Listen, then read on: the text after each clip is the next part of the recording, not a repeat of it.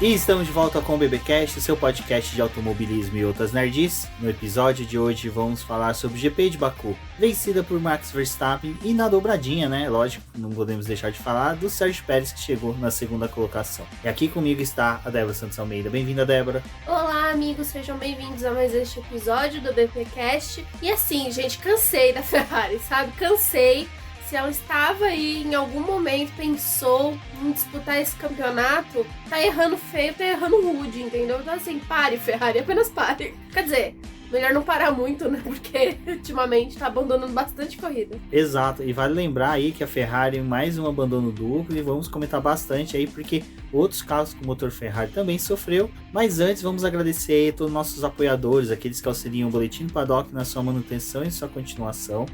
Muito obrigado por todos que aderiram aí no mês de junho à campanha do Apoia. Isso ajudou bastante o canal e deve ajudar muito mais a partir de julho, que é quando a participação de vocês começam a ser inseridas. E convido você também a conhecer a nossa campanha de financiamento coletivo e contínuo do Apoia.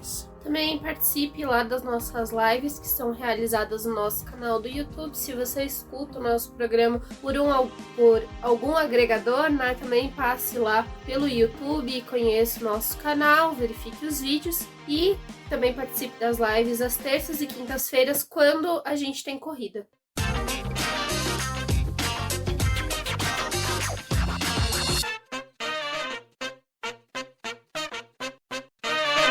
Bom, Débora, já salvo engano, quinta-feira, né, que saiu a aprovação lá da votação que deu o título honorário a Lewis Hamilton como brasileiro, eu diria um brasileiro, né, honorário. Parabéns, Lewis Hamilton. Acredite, os boletos das Casas Bahia, propaganda do Serasa, do CPC, Receita Federal. O Lewis Hamilton deu sorte, né? Porque ele foi declarado brasileiro depois da obrigação da entrega da declaração de imposto de renda. Vamos ver ano que vem como ele vai resolver isso daí com a Receita. Gente, ele recebeu esse título, né? Foi aprovado lá pelo Senado. Eles utilizaram ali, foi uma homenagem proposta pelo deputado André Figueiredo e ele recebeu o parecer favorável. Ele tinha usado como uma justificativa o fato do Hamilton, lá no GP do Brasil de 2021, ter levantado a bandeira do Brasil depois que ele teve aquela vitória em um fim de semana que foi naquele tom dramático, em que ele recebeu punição, teve disputa com o Verstappen e tava naquela busca ali pelo título, né? E como foi um gesto que ele repetiu e o Ayrton Senna já tinha feito isso, fizeram essa ligação e também foi uma forma para poder celebrar o esporte, né? A gente vê que o Brasil muitas vezes ainda é carente de ídolos depois do Senna e ter esse resultado, né, foi bem interessante. Depois teve uma discussão aí do pessoal, umas pessoas acharam legais, outras não, mas é um título que eu acho que é válido pela forma como o Hamilton é reconhecido. Também valoriza muito o Brasil. E fora que, assim, quem teve na internet aí na quinta-feira viu vários memes, né? Então, assim, parabéns, pessoal, serviram bastante. Exatamente, os fiéis escudeiros aí de Sir Lewis Hamilton trouxeram, né, que agora nós temos 15 títulos na Fórmula 1, ultrapassamos a todos. Isso é muito bom, né? Só que assim, é que nem a Débora falou, tiveram brincadeiras que foram sadias, teve uma que eu fiz, brincando até mesmo com o Nelson Piquet, mas é lógico, o Lewis Hamilton tá acima de todos os brasileiros que já passaram pela Fórmula 1, não tem só de número de títulos. Aí eu fui o final de semana inteirinho atacado com xingos e palavrões de todos os estilos, foi muito da hora, porque eu vi um nível que é o brasileiro de não acompanhar como funciona, nem ter conhecimento de como funciona a Câmara dos Deputados, o Senado, a votação de um projeto de lei. E é impressionante que nos últimos anos a gente viu várias leis que são de atrocidades do tipo... Que passaram, né? Que passaram votação batida, né? E que o brasileiro simplesmente esnoba. Aí quando tem uma coisa dessa que é bacana, o piloto que, cara, só a bandeira dele de representatividade que ele tá levantando para um país que é como o Brasil, em que a maioria da população é negra, até LGBTQ+, que se identifica com ele, eu achei muito bacana, achei justo, e o cara ficou feliz. Pra mim isso já é o mais importante. Torço para que outros pilotos tenham a mesma postura que ele e saia desse casulo de conforto que eles tenham e abrace outras pautas, né? Que nem o Lewis Hamilton, o Sebastian Vettel tem. E aí a gente pode até já entrar um pouco na discussão do que o presidente da FIA falou, né? Que já deu aquela demonstrada de como é a cabeça dele em questões de pautas levantadas como do Lewis Hamilton, do Sebastian Vettel, até a do Lando Norris, que é de saúde mental, do tipo, o cara queria um ambiente tão ruim que também mexe com a cabeça de todo mundo e foi brigar com uma pauta dessa que é tão importante. Gente, se vocês não passaram lá pelo BP, eu recomendo que passem. Tem um texto falando a respeito do que foi discutido depois das falas do Ben Sulayem, que é o presidente da FIA e substituiu o Jean Todt. É bem engraçado no sentido que, pra mim, assim, depois que eu voltei a acompanhar a Fórmula 1, eu não me lembrava da Fórmula 1 ou da Fórmula E, por exemplo, sem o Jean Todt, porque ele sempre teve na FIA, pra mim, no período em que eu acompanhava a categoria e comecei a ter um pouco mais de ciência sobre o esporte. E quando teve a substituição dele pelo Ben Sulayem, eu fiquei tipo, gente, mas o que tá acontecendo? Porque foi muito tempo do Jean Todt, né? E, assim, a gente tá tendo duas diferenças aí de condução com relação à FIA, né? O Jean Todt, ele tentava não se envolver em muitas polêmicas, ele trazia mais pautas com relação à sustentabilidade, era uma coisa mais diferente. E o novo presidente, ele já veio com uma cabeça e com expressões que, assim, estão gerando polêmica desde do momento em que ele começou a assumir a FIA. E é interessante, por um lado, que quando ele deu a proposta ali desse período em que ele vai estar atuando como presidente na FIA, era trazer mais diversidade para o esporte, estava ligado nessa pauta, apesar da origem dele, né, não ser tão diversificada assim, mas ele queria trazer essa pauta porque é algo que está sendo muito discutido no esporte. E aí, enfim, passaram-se alguns dias, né, e ele deu uma entrevista para um site e colocou algumas coisas ali. Ele é piloto de rally, então ele trouxe também essa visão dele de piloto, mas o que foi as falas que mais chamaram a atenção foram relacionadas à questão de política e também ao que os pilotos devem ou não fazer, né, as suas condutas em pista. Que ele falou lá que o Alain Prost e o Niki Lauda eram pilotos que não se envolviam com política, que eles estavam ali só para poder correr, e que os pilotos de hoje em dia, como o Vettel, ficavam com as suas bicicletinhas lá coloridas. Não, bicicletas feitas de arco-íris. Até agora a gente não sabe como é que se faz uma bicicleta com arco-íris. Não sabemos. Só você chega no final do arco-íris, pega o pote de ouro, tem a bicicleta. Você funde o pote de ouro junto com o pote e transforma em bicicleta. E ele também falou, né, do Lewis Hamilton, que tá sempre abordando várias causas, e o Lando Norris na questão de saúde mental. E aí ficou aquela coisa, né? Tipo, gente, porque foi entre corridas, né? Não foi num final de semana de corrida que saiu aquela entrevista, foi entre corridas. Aí, obviamente, esperaram até sexta-feira antes dos treinos livres para poder convocar os envolvidos aí na alfinetada do presidente para poder falar. E o Hamilton e o Vettel foram super expressivos, né? Disseram que não, que eles vão continuar brigando pelo que eles acreditam e não tem como separar o esporte dessa política, né? Porque quando você tá falando de um esporte que tá chegando a mais pessoas, obviamente mais pautas vão sendo abordadas, porque essas pessoas, elas são mais diversificadas e elas têm coisas para poder acrescentar pro esporte. Então o Vettel falou, eu vou continuar lutando pela diversidade, porque foi uma causa que eu tomei para mim. O Hamilton também, ele disse, né, pelo fato da Mercedes ter abraçado as coisas que ele tá trazendo. E o Norris também, gente, assim, se vocês acompanham a Fórmula 1 além do esporte, né, além do que a gente vê no fim de semana, o próprio Lando Norris abraçou muito essa pauta de saúde mental. A McLaren também, eles carregam o nome da Mind, né, nos capacetes dos pilotos e nos carros da Fórmula 1, que é um projeto que visa essa questão da saúde mental, de ajudar as pessoas. Foi bem legal, ano passado teve ações com os capacetes dos pilotos. Então, assim, é lindo. Presidente, não funcionou muito bem. E aí, na sexta-feira, com essa movimentação dos pilotos, ele já veio com aquela cartada da pessoa que vai cuidar. Agora, desculpa, gente, me fugiu o nome. É uma ucraniana ela vai fazer a parte da diversidade no esporte para a FIA, então ela é especializada assim, em saber mais sobre a cultura do mundo, né, e o que cada país aborda, e vai tentar resgatar isso para a FIA também.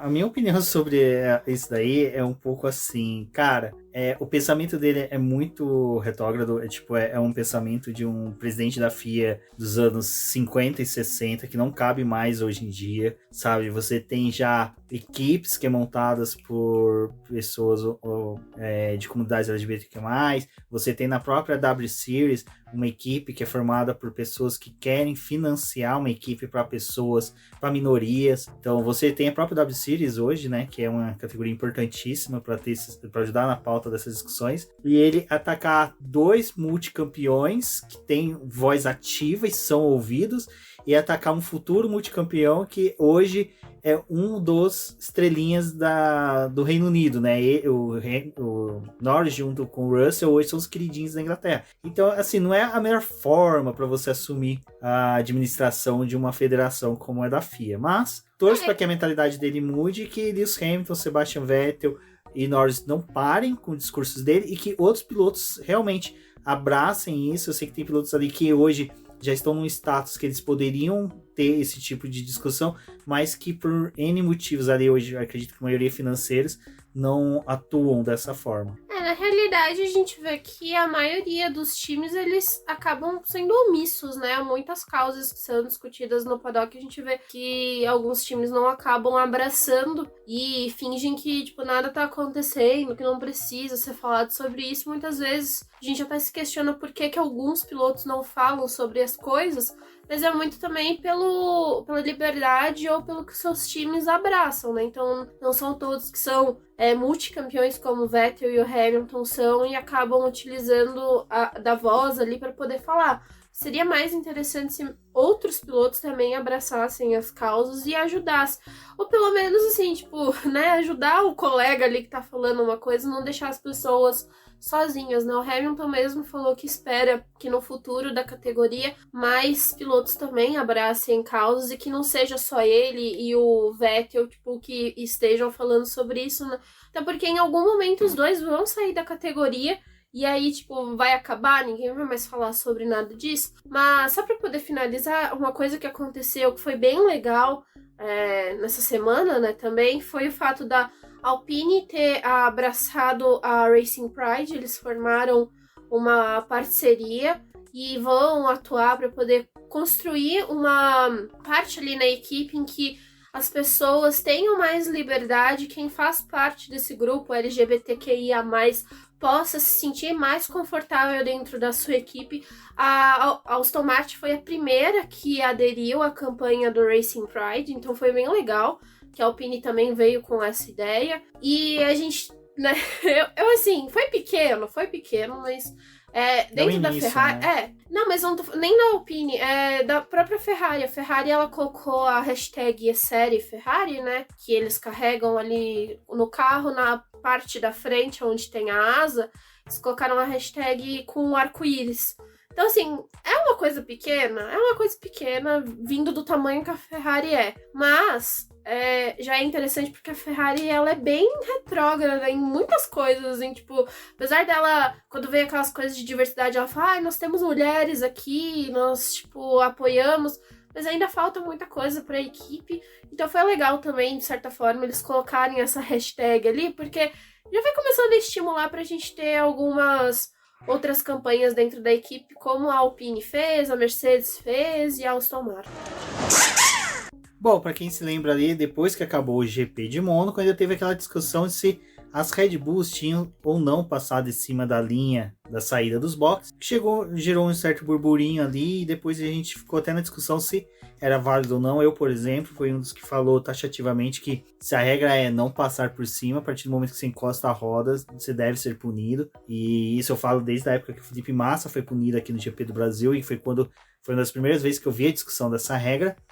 Mas, né, Débora, mudaram a regra para esse final de semana, quer dizer, de leitura dessa regra, e antes do TL3 ali, tiveram que mexer de novo, porque parece que a faixa não condizia com as regras. Explica melhor isso daí, porque realmente virou um salseiro danado ali no final de semana.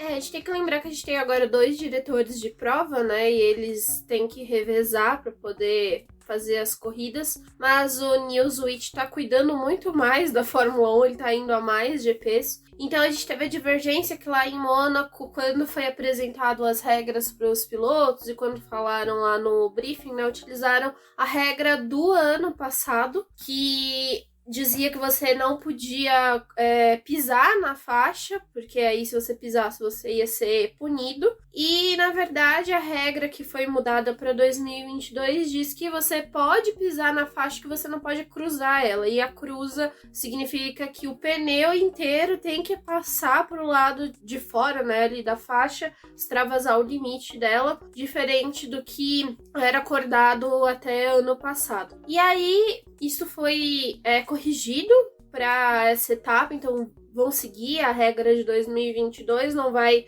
utilizar o que era em 2021, só que no Azerbaijão é muito perigoso a entrada pro pit lane, dá muito problema ali, porque é uma faixa que ela tá numa linha muito rápida do traçado, porque tem a reta principal e ela é uma reta longa, né, e também ela é muito veloz. Então, ali no indicativo para os pilotos, ela tem uma linha tracejada e a linha contínua, que direciona o piloto para os boxes. E ali, eles falaram que não poderia ter, não pode tocar na faixa. Se o piloto fizesse o movimento de passar ali pela linha pontilhada para poder se defender de algum piloto, isso já ia indicar que ele estava entrando para os boxes, então ele deveria seguir reto e passar para os boxes. Então isso teve que ser corrigido para o fim de semana, porque para não gerar nenhum problema de segurança.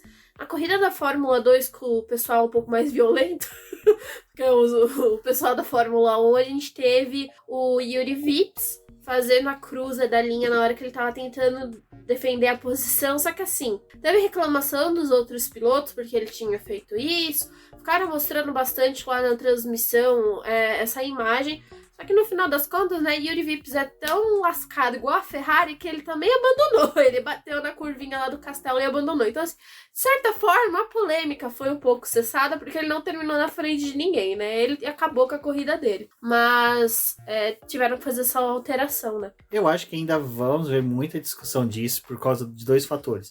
Esses carros estão muito grandes e muito largos, então, assim, vai ter momentos em pistas que vai sim extravasar, o piloto vai passar por cima e vai dar muita dor de cabeça. Vai ser de pista para pista, né? É aquelas regras, né, que tem pro ano inteiro, mas infelizmente tem pistas e pistas que você tem que revisar, porque cada uma tem uma característica.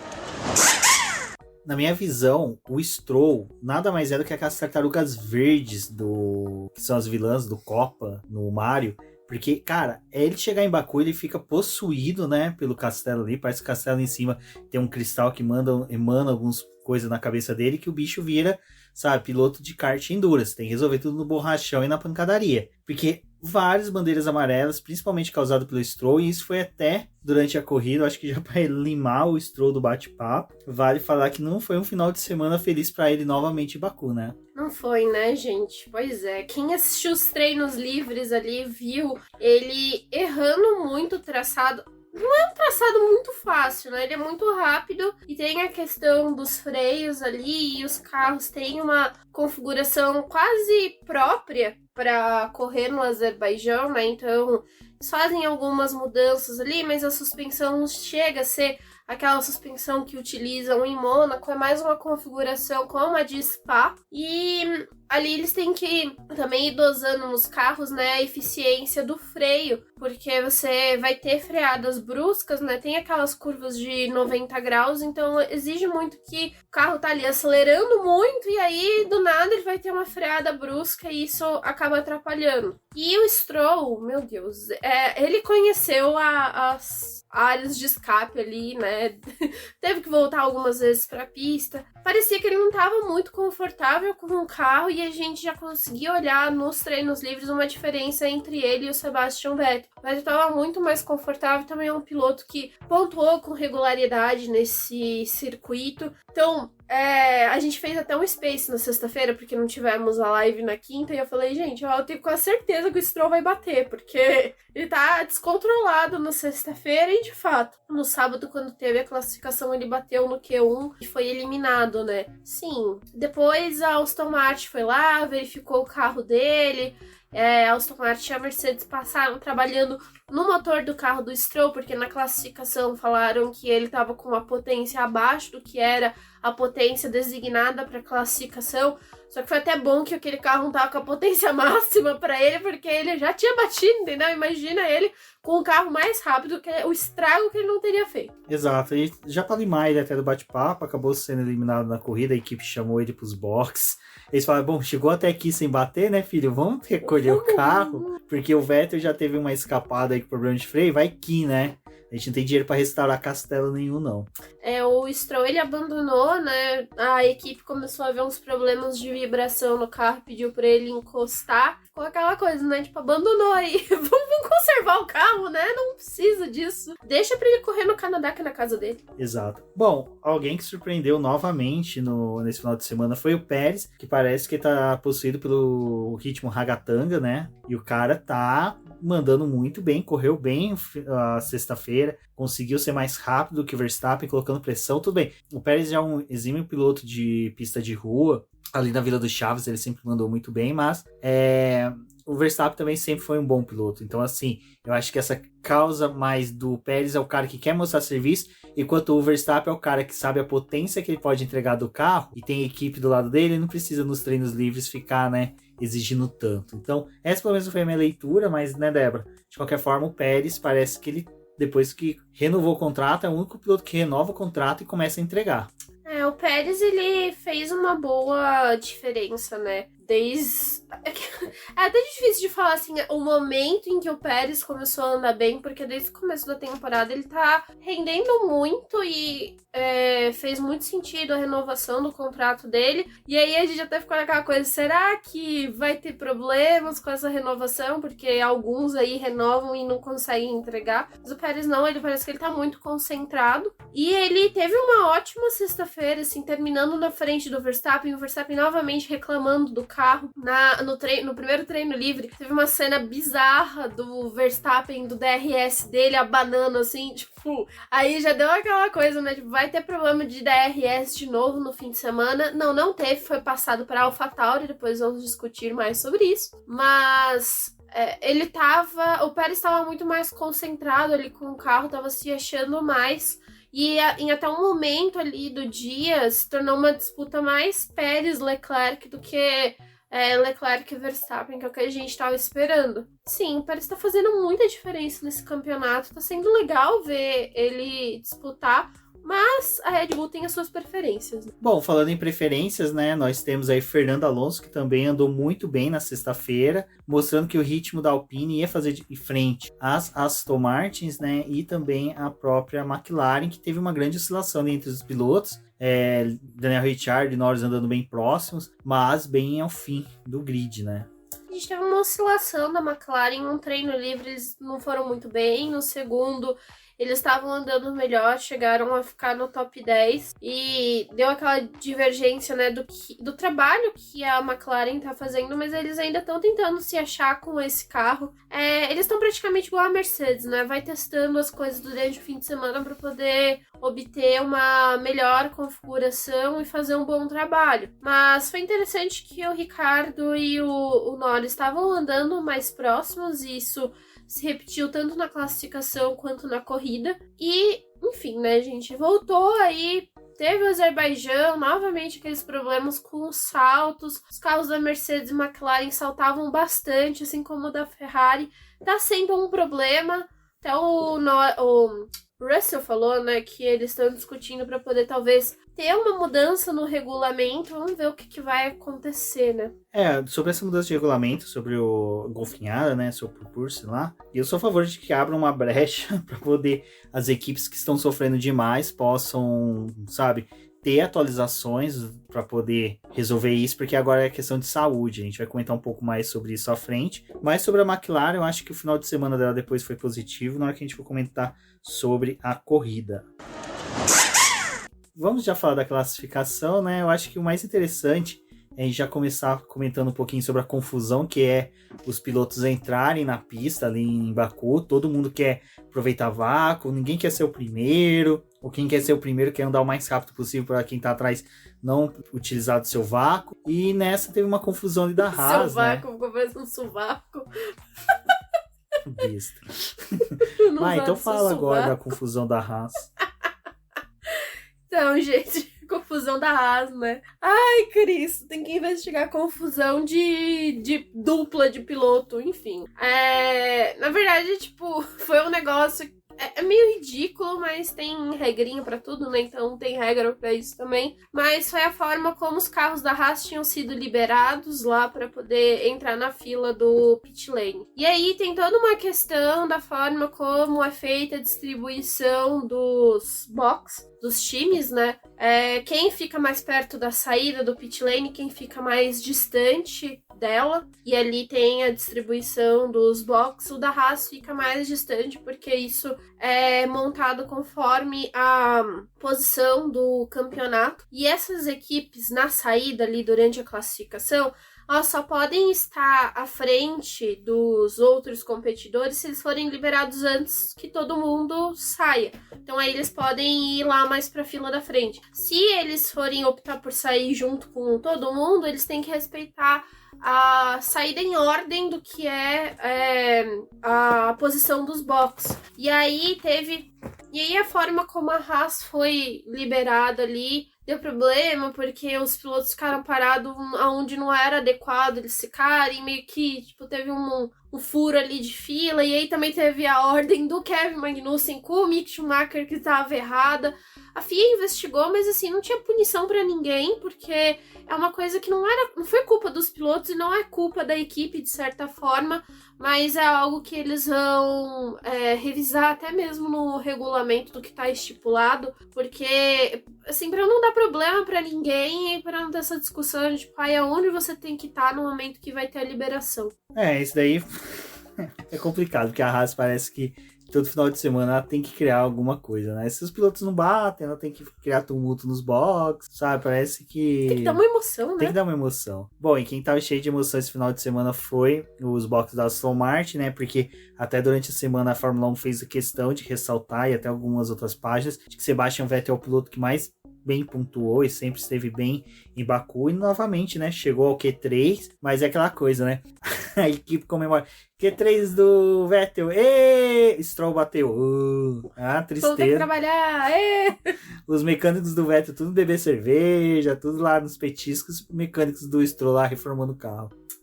Gente, a vida ali na Aston Martin não tá muito fácil, né? Aliás, né, a gente tem que olhar que veio lá a atualização, cópia mirabolante do carro da Aston Martin, aí a Espanha foi desastrosa pro time, bem cópia ruim. Da Red Bull. Da Red Bull. Daí veio aquele fim de semana desastroso, agora parece que eles estão tentando se achar, mas o Vettel, ele tá entregando mais do que o Stroll nessa configuração do carro.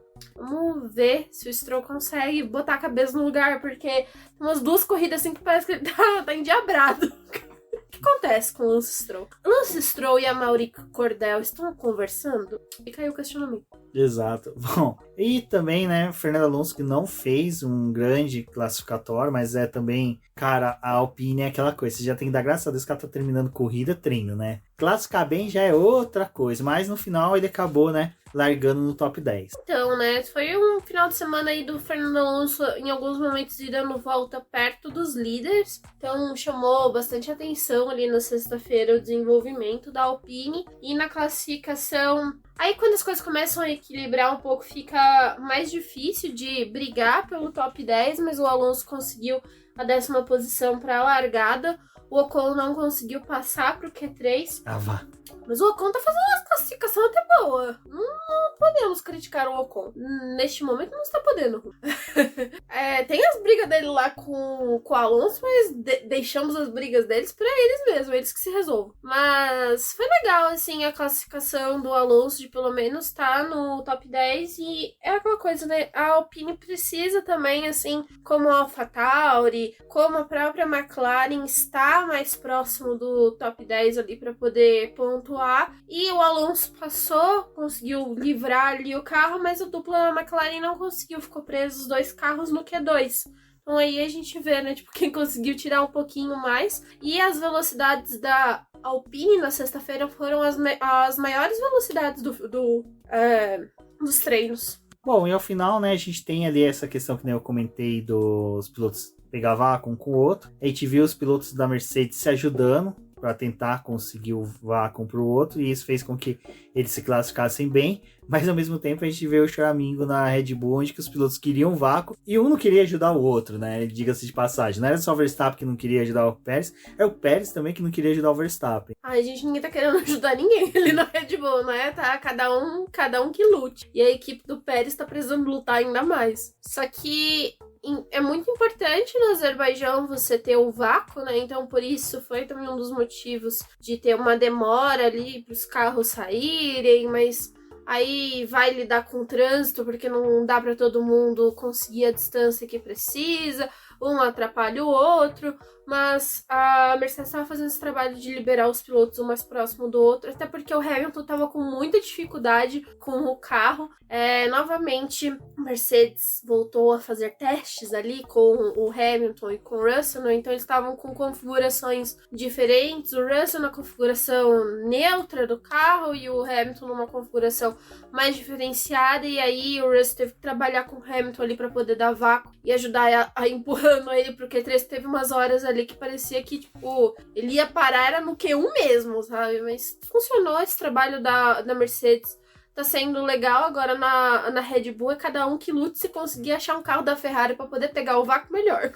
Enquanto que na Red Bull é cada um que lute, na Ferrari tá cada um que conserte seu carro, né? Porque Leclerc conseguiu a pole, até o Sainz ali namorou um pouco a pole, um pouquinho, mas acabou ficando ali um joguinho ali, um carro, cada um numa posição, misturado com a Red Bull, mas a pole do Leclerc foi... Gente, eu só acho assim, eu concordo que você ser fã é bacana, é legal você ter exaltar o piloto, mas toda vez que teu piloto fazer pole, não é uma pole histórica, sabe? Pole histórica é aquela pole assim, na chuva, que o cara tá, sabe? Ninguém tá conseguindo virar 1,28 numa pista que todo mundo viraria 1,28. Tá lá, todo mundo virando 1,30, de repente o cara vai lá com o terceiro carro do grid faz 1,28. Pronto, isso é uma pole histórica. Toda pole que eu vejo do Leclerc, do Verstappen, ou até o Drugo na Fórmula 2, a primeira é pole histórica. Pole histórica. Então todas as poles é história. Basta você fazer pole, você fez uma pole histórica. Porque quando você tá fazendo uma pole, você já está escrevendo a história. Exatamente, é o primeiro capítulo dos incompetentes. Neste fim de semana dos não incompetentes. Exatamente. Não, mas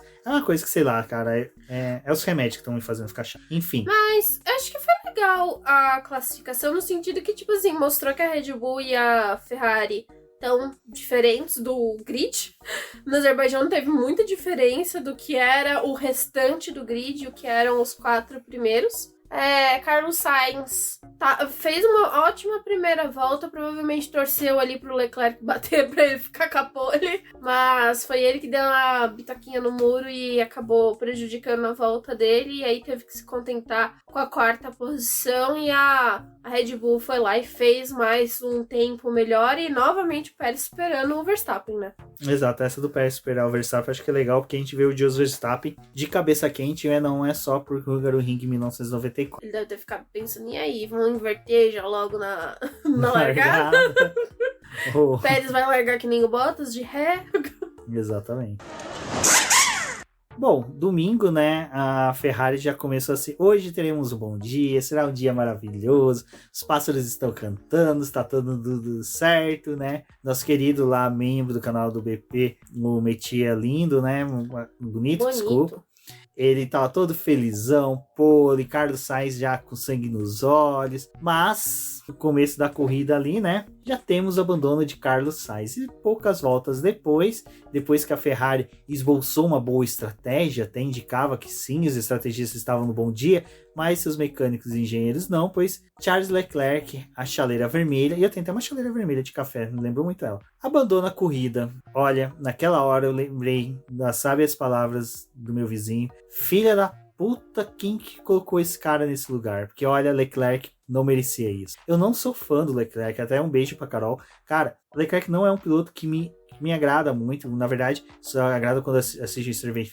Things, porque o Will tá a cara dele, e realmente, né, parece que o Demogorgon foi lá e enfiou uma chave de fenda no turbo do carro dele para ter quebrado daquele jeito, mas é uma pena, cada vez mais a Ferrari vai afundando o campeonato dela, afundando o campeonato dos pilotos, sabe, e vai construindo realmente aquele time que a Ferrari nada mais é do que um cavalo paraguaio e não um lindo andaluz, um cavalo lusitano, um belo cavalo europeu. Ai, gente, novamente, né, aí o carro da Ferrari tendo problema na corrida. É difícil para quem tá querendo brigar pelo campeonato. Agora são 80 pontos que separam a Red Bull da Ferrari. Então a Red Bull conseguiu abrir aí uma boa diferença. E é muito mais do que 2 vitórias, né? E também tem que contar com o abandono do seu adversário. A Ferrari prometeu um carro bom, né? Prometeu aí.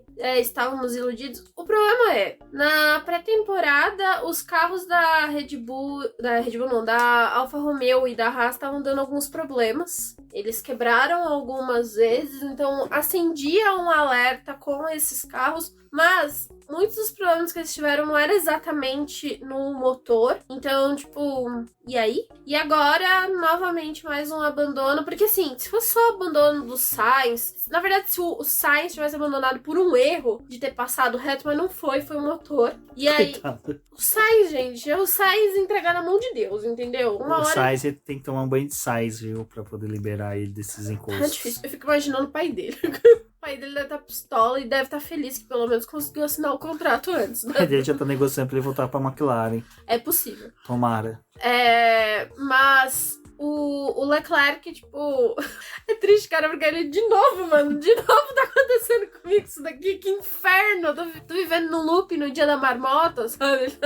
Nessa vibe. E aí até perguntaram pro Verstappen, né? Ai, mas o que você acha que o Leclerc tá sentindo? Aí o Verstappen falou, o mesmo que eu senti no começo da temporada, sabe? Só que assim, a nossa equipe... uma puta raiva. O que a gente a nossa equipe fez foi resolver. A Ferrari... Não sabemos se tá resolvendo ali. Provavelmente não, né? E a questão do motor, ela acaba sendo muito complicada, porque tem todas as regras lá que envolvem o congelamento, tá tendo discussões do que vai ser feito a respeito disso, porque também não é interessante pra categoria ter os carros ou os postulantes ao título quebrando toda hora, e ao mesmo tempo, tipo, agora tanto a Ferrari que abandonou, como o Kevin Magnussen que teve o abandono, e o Zhou, que foi mais uma corrida que ele abandonou, esses motores vão ter que passar por uma verificação, e agora a gente tá no meio de uma rodada dupla, né? Então, Azerbaijão, Canadá, não tem muito tempo para você verificar as coisas e para poder saber o que tá acontecendo. E aí, tipo, já tem pilotos que estão pendurados, como é o caso do Leclerc com o motor. Então, se na próxima etapa eles não conseguirem utilizar mais as peças que eles têm ali para poder fazer a corrida, vão ter que fazer uma instalação de um novo motor. E o Leclerc já vai começar lá do final do grid. Então, assim, é uma situação muito complicada. Bom, gente, vamos ver o que vai acontecer, porque não dá pra... É tão ruim pra Ferrari abandonar, quanto pra Alfa Romeo e a Haas também terem esses problemas, porque são outros 2 times que estão ali brigando para poder ter pontos, né? A Alfa Romeo tem 41 pontos hoje, mas tá com essa pontuação desde do GP de Mônaco, né? Quando foi a última vez que eles pontuaram. E aí a gente já teve uma aproximação da Alpine, né? Que agora tá com 47 pontos, já superou a Alfa Romeo no campeonato, então não dá pra você ficar simplesmente quebrando. E essa era uma corrida que o Zhou tava tendo um desempenho melhor do que o Bottas, e ele tinha chances de pontuar e acabou abandonando. Fica delicado, né, pra Ferrari desse jeito, é ruim pra ela, porque a gente tá tendo aí a entrada de 2 futuras montadoras, então... Sabe, a Alfa Romeo já é uma que já disse namorar com a Audi, por exemplo, poder utilizar o motor, e até mesmo um motor batizado como o próprio nome Alfa Romeo em compra da Volkswagen, como do grupo, então fica ruim, assim. Eu só fico feliz porque eles não vão ameaçando a McLaren, né, mas de resto é bem complicado. Bom, o que não é complicado muito tá sendo a vida, né, na verdade tá bem complicada a vida dos pilotos da AlphaTauri, né, porque olha... correram muito bem, tanto o Gasly como o Tsunoda deram show na pista, mandaram, até ali depois que o Tsunoda teve que fazer aquele pit stop para travar a asa traseira e não abrir mais ela, como um DRS, o pessoal, ele colocou pneus macios e vai vir dando voltas voadoras. Cara, eu se você nem tinha voltado pra pista, na hora que tinha entrado ali, eu falei, gente, nem remenda essa bosta, eu vou ficar aqui mesmo, porque adianta muito você me mandar pro fim do pelotão, sem poder usar DRS. Sem poder usar DRS. E também depois de ter feito uma estratégia merda pra mim e pro Gasly, né?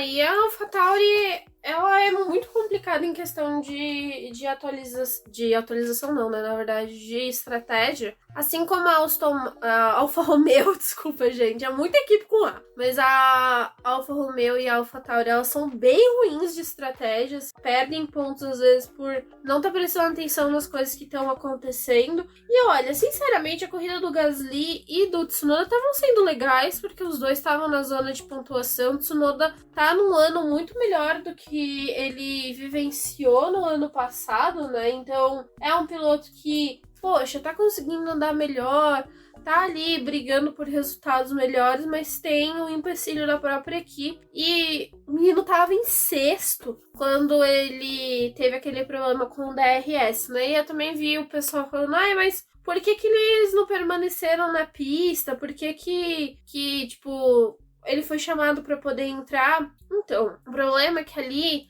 a peça abriu, né? Tava abrindo só a metade e não dá pra você saber direito se aquela peça vai acabar se soltando ou não e vai, sei lá, gerar uma paralisação, se ao soltar essa peça ela vai acabar atingindo outro carro.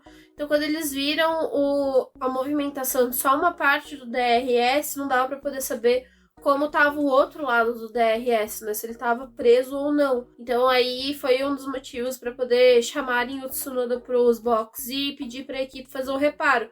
É uma peça que não é como a asa dianteira do carro, que você troca, né, o bico ali e substitui. A asa traseira, ela tem um trabalho muito maior para você fazer a substituição, então foi por isso que eles colaram o silver tape. Tentaram arriscar ali com o pneu macio contra o pessoal que tava de duro e médio pro Tsunoda recuperar algumas posições, mas sem DRS não tinha como fazer milagre. Acho eu que era melhor ter abandonado e conservado o equipamento. Minha visão, acho que era melhor ter feito isso, porque mesmo, sei lá, você usando esse final da corrida dele pra poder coletar dado, fica meio complicado porque você não tem Não, e é um dado falho, né? Porque a asa ali, na hora que eles colaram, dava até pra ver pela câmera que eles colocaram ali pra poder filmar, a fita cobriu metade daquela saída de ar que é por debaixo da asa. Então, assim, ia ser dados falhos. Então, assim, aí até o Reginaldo Leme fala, mas é muito importante uma décima. Cara, seria muito importante pra uma Williams.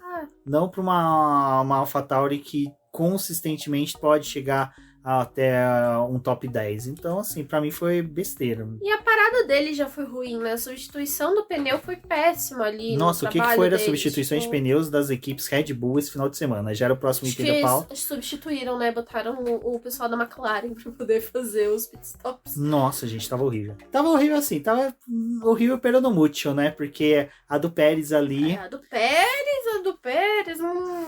A do Pérez, gente, desculpa, cara, desculpa. Eu posso... Essa teoria da conspiração essa foi pra teoria da segurar conspiração cola bonito, cara. Cola bonito. Eu acho que se tirar, sabe, tipo, o negócio do Snoop Dogg, ia falar, Scooby-Doo, tirar o capacete do mecânico que tava segurando o macaco dos carros, era o Jos Verstappen, velho, um deles. Porque, cara, foi ridículo. Não tinha motivo pra segurar ele. Eu vou falar um negócio que eu vi no Twitter, mas de perfis que eu confio. Eu não consegui checar isso, porque na hora que eu tava passando na corrida, eu tava assistindo ela não só na televisão, mas eu tava escutando a transmissão da Band, então lamento, mas esse fim de semana não consegui ver rádio de equipe no domingo, mas falaram que quando teve ali a passagem do Verstappen pelo Pérez, que a equipe deu uma ordem de equipe falando pro Pérez não resistir. E aí ele dá a primeira posição. Era aquela voz do Volgo, né? Não, do Vogon, do... sim. Do Guedes Michel. Existir era inútil. E aí, a ultrapassagem do Verstappen no Pérez foi meio esquisita também, né? Porque o Pérez não tava muito rápido, ele tava meio devagar, quase parando, e aí o Verstappen passou por ele. O mecânico era o Chaves tentando tirar que nem o carro do Seu Barriga, que fica com o brinquedo embaixo, aquela Brasília. Era a mesma coisa, era o Chaves tentando tirar ali, ia tirar um brinquedo, porque... Ai, gente, desculpa, cara. Essa é a corrida da...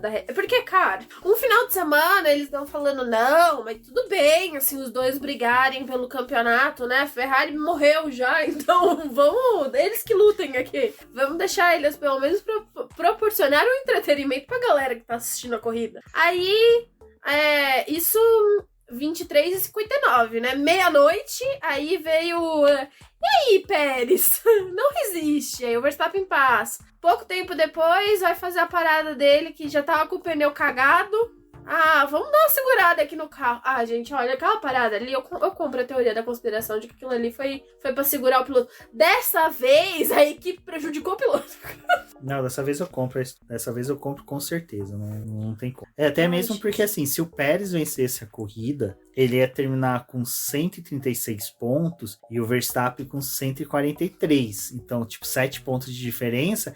Indo pro Canadá com chances dos dois empatar e quem ganhasse, fizesse a volta mais rápido, já era líder. Então, cara, desculpa. Eu até entendo a Red Bull, até o nosso querido Cristiano Seixas lá sempre fica defendendo a ordem de equipe, mas é uma coisa que eu lembro até do Marquinhos, que esteve aqui, passou com a gente no BBcast, falou, cara, a Red Bull quando chegou nos anos 2000 ali, era aquele discurso, sabe, de monóculo, nós não fazemos ordem de equipe, nós vamos trabalhar sempre em prol da esportividade. Merda nenhuma, agora estão aí cheio de ordem de equipe, papai choramingando, sabe? Cara, quero ver, ficam enchendo o saco do mexicano, vocês vão ver no GP do México. Vai ser festa, carnaval na frente do hotel ali do quarto do Verstappen. Não deixou o Verstappen dormir. Que nem eles fazem com o Clube Brasileiro Libertadores. Não duvido não, sabe? Ir lá soltar bomba, não bomba pra matar, machucar, mas bomba durante a noite pros caras não dormirem. Não duvido, porque assim, o México tá alvoroçado com o Sérgio Pérez, ainda mais que o pai dele, até eu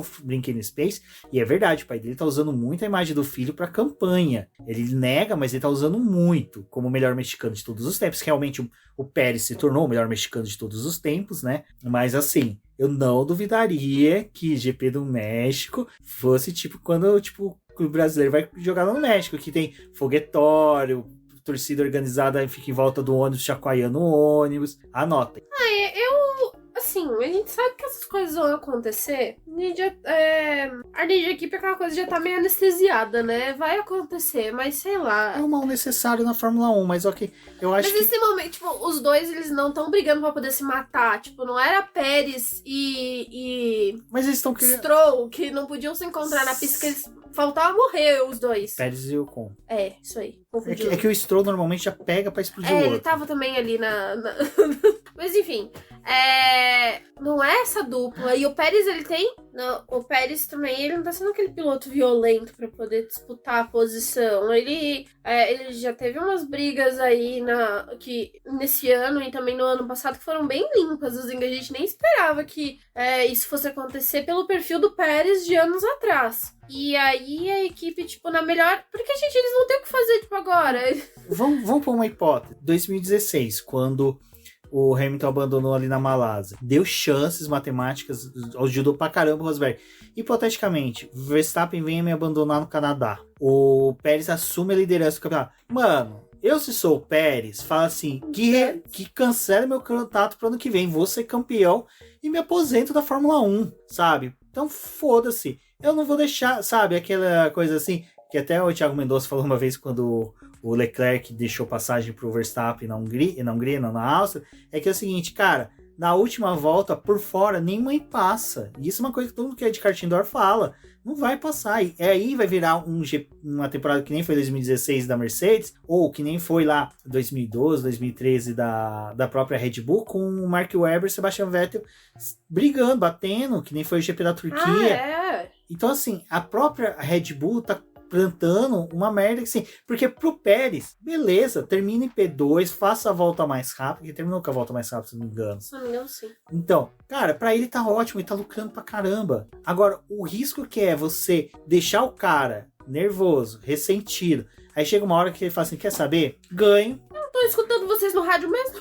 Tipo, sabe, não vou ouvir mais vocês, pronto, não tem ordem de equipe. Pode atrapalhar o cara no box. Não sei, a parte ruim é que o Pérez, ele meio que... ele aceita, né, as coisas. Mas eu acho que ele aceita mas eu quero ver até quando. Até quando? Essa que é a minha questão, até quando que ele vai aceitar? Porque em Mônaco, ele, tipo, não tem nada, vocês vão fazer o quê? Vocês vão tirar a vitória de numa corrida que vamos supor, nem precisa do Verstappen abandonar. Fica ali, Pérez, Leclerc, Verstappen. Como é que você vai dar ordem de equipe pro cara? Se o Pérez começar a usar a Ferraris ou até mesmo as Mercedes pra ficar no meio ali deles, esquece. E eu quero muito isso, porque eu quero ver disputa, eu quero ver treta. Já que não é piloto da McLaren, pra mim, ó, tá ótimo. Não, é que assim, pelo rumo que as coisas estão tomando da Ferrari, tá cada vez mais difícil eles... Tipo assim, eles vão ter brigas com a Red Bull? Vão, porque eles têm o melhor carro ali do grid junto com a Red Bull pra poder brigar. Porque isso não vai acontecer com a Mercedes, com todos os sofrimentos que eles estão passando. Então a gente vai ter corrida que vai ter disputa Red Bull e Ferrari? Vai. Mas provavelmente, da forma como as coisas estão se desenhando, vai ser mais Pérez e Verstappen. O Pérez... foi bem nos circuitos de rua. Agora que vai voltar para autódromo, a gente tem que ver se ele vai conseguir manter o trabalho nas pistas, né, que são de autódromo, porque às vezes não mantém. Para você ganhar um campeonato também, você tem que ser constante na questão de ser regular. Para lutar pelo campeonato de construtores, a Red Bull tá indo muito bem, provavelmente deve levar o campeonato esse ano. Agora, o de pilotos, a gente não sabe o que vai acontecer, porque a diferença do Pérez pro Verstappen é pequena e pode acontecer qualquer coisa, tipo, pode realmente ter um abandono. Agora, como que a equipe vai lidar com isso? Porque é muito melhor você ter os dois ali, tipo, passando a Ferrari, estabelecendo uma distância pra Ferrari, do que ter uma briga interna, sim, mas, cara, até um momento assim, até ano passado, mas a gente não se importa quem ganhar, a gente quer ganhar o campeonato de construtores, porque pra gente é mais importante, e agora o negócio já está diferente. Veremos o que vai acontecer aí na Red Bull, mas acho que em algum momento o Pérez deve desligar o rádio. Não, e eu acho assim, até vale lembrar que Canadá é uma pista nos moldes de pista de rua. E o Pérez fez a volta mais rápido. Então, tem isso. O Pérez às vezes até tem essa vantagem de conseguir volta mais rápido quando o Verstappen porque a Red Bull adora fazer umas paradas com ele a mais, né? Também pra colocar pneu... Não, aí tudo bem. Aí eles fazem o pit stop certinho, né? Engraçado. Mas o que eu ia falar também é o seguinte, IGP do Canadá tem o Muro dos Campeões, né? Verstappen agora é campeão. Será que vai chanfrar o muro? Veremos. Cenas dos próximos capítulos. Bom, pessoal, e falando de cenas dos próximos capítulos, quem tá bem... A gente falou até do Sebastian Vettel, né? Que terminou mais uma vez na zona de pontuação. E, cara, ele manda muito bem em Baku. O cara é sangue nos olhos. Errou na tentativa de ultrapassagem do Gasly. Depois acertou muito bem. A questão de cara de freio realmente não é uma coisa que é difícil a gente mensurar se é erro do piloto ou não. Porque, principalmente, a Aston Martin, que final de semana inteirinha ficou de reclamação disso. Mas, Débora, ele terminar nos pontos foi mais uma coisa bacana, como também ver a Alpine segurando os outros. É aquela coisa da raiva, né? Que a gente fica, puta merda, dá pro cara tá fazendo uma corrida bem melhor se não tivesse esse trambolho da Alpine. Diga de passagem, o carro da Alpine da Le Mans é muito mais lindo que o da Fórmula 1. Procurem o carro da Alpine do Alexandre Negão, que é muito lindo demais. Então, os carros da Alpine estiveram ali brigando para poder ficar no top 10, então eles atrapalharam o pessoal mesmo. Dois blocos, né, de corrida à parte, o Ocon segurando o pessoal, né? o Alonso outro, mas em ritmo de corrida o carro da Alpine é bem ruinzinho e eles têm que fazer isso mesmo, né? Tornar o carro o mais largo possível e se beneficiar de pistas em que é difícil ultrapassar. É que assim, o Azerbaijão não é difícil de ultrapassar, mas é que você também tem que ter um pouco de coragem, né? Pra poder empurrar os outros e conseguir uma ultrapassagem. Não é tão simples assim. Mas o pessoal aí da Alpine fez os outros competidores desgastar pneu. E o Alonso, as paradas no Azerbaijão é também aquela coisa, né? Quando tem esses blocos, o piloto você faz a parada e vai lá pra trás. Então o Alonso tava ali, tipo, abaixo do top 10 e ele foi fazendo ultrapassagem ali, aqui, foi subindo, escalou o pelotão de novo e conseguiu voltar pra zona de pontuação. Uma corrida bem legal do Alonso. O Ocon terminou em 10º, mais uns pontinhos aí pra ele. o Ocon, ele tá fazendo uma campanha interessante, assim, muitas vezes não pensa no coletivo, não pensa no coletivo, mas o dele ele tá fazendo. Então temos aí mais alguns pontos da Alpine, e isso foi legal, porque o resultado deles colocou a equipe à frente da Alfa Romeo, então agora a Alpine tem 47 pontos e a Alfa Romeo 41. Bom, e agora já finalizando, vamos comentar um pouco da dupla da McLaren, né, que fez uma boa corrida, não largaram tão bem numa posição, mas ali foi conseguindo posições. No Virtual Safety Car, do abandono, salvo engano, foi do caso do Magnussen, né? Não, o Magnussen foi depois do... Gente, de quem foi o Virtual Safety Car? Teve o do Sainz e o do Magnussen. Do Sainz, isso.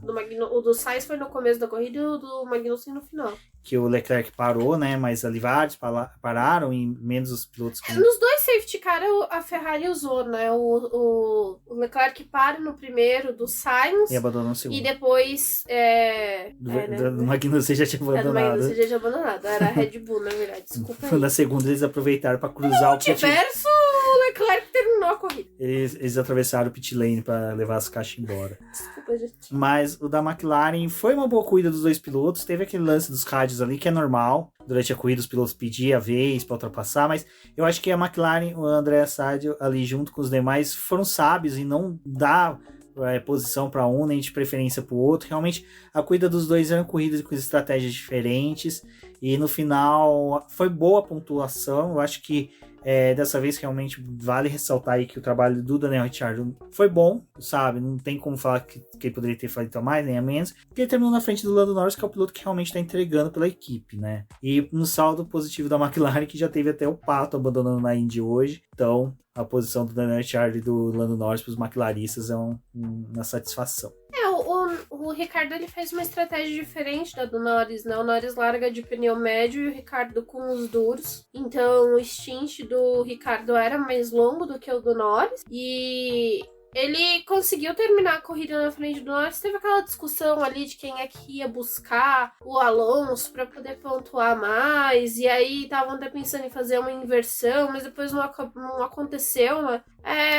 Acho que, assim, independente de ser o Ricardo ou o Norris, nenhum dos dois iam passar o Alonso, porque o Alonso ele faz aquele carro da Alpine passar no castelinho raspando, sabe? O carro do Fernando Alonso é realmente a van escolar passando ali. Até foi um dos pontos que fiquei preocupada nesse fim de semana, o quanto que ia ser difícil para os carros passarem ali no castelinho, né? Porque, nossa, é muito apertado ali, os carros são muito grandes, mas não tivemos vítimas desta vez. Foi positiva a corrida da McLaren, eu gostei, mas é aquela coisa, né? A McLaren ainda tem os seus altos e baixos. Esse foi um fim de semana de uma classificação não muito boa, mas o resultado da corrida foi positivo, porque conseguiram colocar os dois carros no top 10. Bom, e agora falar, né? Vocês estão vendo na capa do nosso podcast hoje, é o Lewis Hamilton, porque ele foi escolhido como o melhor piloto do dia, e diga-se de passagem, com muito mérito. Eu acho que a corrida dele e do Russell foi os dois melhores pilotos em pista, sabe? Indiscutível, os dois, sabe, mandaram muito bem, porque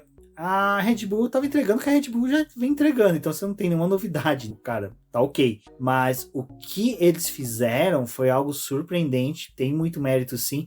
Eu acho que o que pesou mais favorável ao Lewis Hamilton foi o fato de, nessa pit stop da Virtual Safety Car, ele voltou bem atrás, sabe? E teve que remar, teve que fazer ultrapassagens, enquanto que o Russell, não vou falar que ele teve uma vida fácil, mas ele voltou na posição que ele estava. Então, assim, não teve tanta disputa em pista. Mas o Lewis Hamilton, sabe, mandou muito bem, sabe? Eu acho que, assim, mostra o quão aguerrido ele ainda é, quanto garra ele ainda tem, e principalmente a questão da dor nas costas. Vocês veem que a foto é justamente com ele com a mão nas costas, porque foi algo que até mesmo o nosso seguidor que ouviu lá a nossa Space, o Carlos Márcio, a gente não conseguiu responder ele no Space, mas eu vou responder ele aqui. Ele pergunta se não tinha que mudar uma regra, né, para essa questão, porque agora já tá virando uma questão de saúde dos pilotos. Então não é só Lewis Hamilton que reclama. Tipo, o Carlos Sainz também é um piloto que reclama e provavelmente outros pilotos devem estar sofrendo com isso. Então, assim,